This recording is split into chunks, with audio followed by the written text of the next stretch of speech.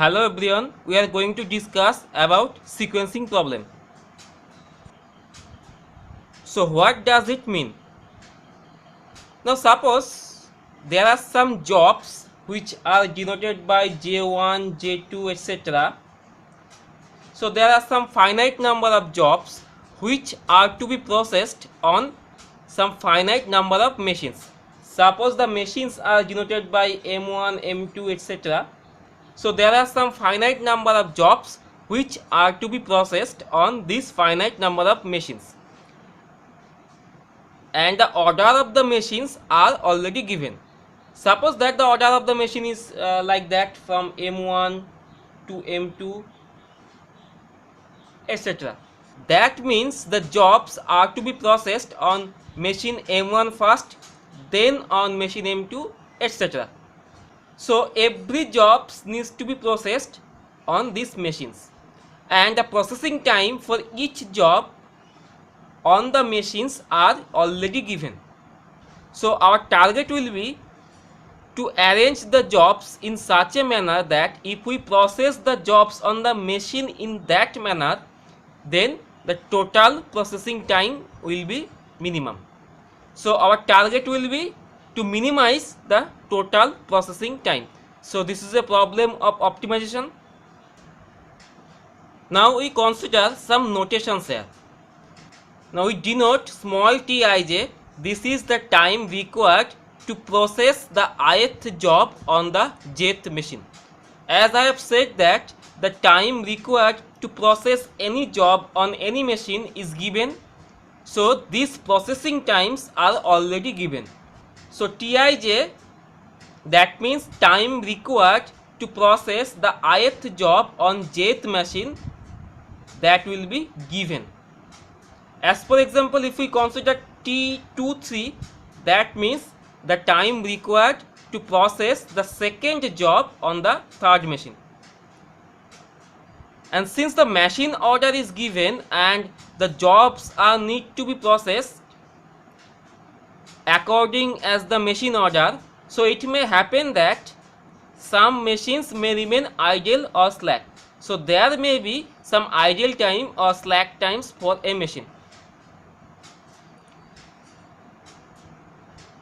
As for example, if we start the first job on the first machine, then since the machine order is fixed, so the job is need to be processed on the machine M1 first before the machine M2 can process the job.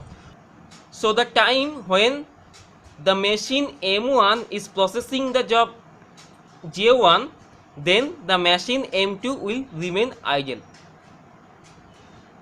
So these times are called idle time. So in sequencing problem, it may happen that some machines may remain idle for some times. Now let us denote capital Iij. This means the idle time. So capital I means idle time or slack time for the machine J. That means for the jth machine between the end time of I minus 1th job and start time of jth job.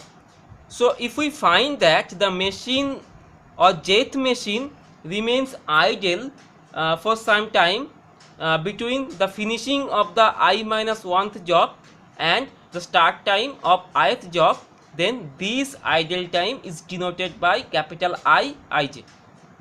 As for example, if we consider capital IC2, that means the idle time when the second machine remain idle after the completion of the second job and before the start of the third job. And capital T denotes the total elapsed time. Now total elapsed time means the total processing times as well as total idle time. So this can be written as summation of Tij plus summation of capital Iij. That means total processing time plus total idle time. Now since each of the processing time is fixed, so we can't change Tij. So this is fixed part, so this part is fixed, so we can't change this part, but we can minimize the idle time. So if we want to minimize the total elapsed time, that means t, then we have to minimize this quantity, the idle time. So to minimize the total elapsed time, we need to minimize the total idle time. So we have to arrange the job in such a order that total idle time for the machines are minimized. Then automatically total elapsed time will be minimized. Now to minimize the total processing times, we have to remember some conditions. These conditions are to be followed before we minimize the total processing time. The first condition is every jobs are to be processed according to the machine order. So I have already discussed about that the jobs are to be processed according as the machine order. So order of the machine will be given. The next condition is the machine order is fixed and can't be changed. So the order of the machine is fixed and can't be changed. This machine order cannot be changed. So this is the second condition. The third condition is a machine at a time can process only one job. So it is not possible for any machine to process two jobs at a time. So a machine at a time can process only one job. The next condition is a machine can start processing the next job once the present job is processed completely. So if we find that a machine is processing a job, then it can process the next job once the present job is processed completely. That means a machine can't release one job midway. If it starts processing a job, then it must process the job completely before it starts the next job. The next condition is every job at a time can be processed on a single machine only. So every job will be processed on a single machine, and it is not possible to process a job on two machines simultaneously.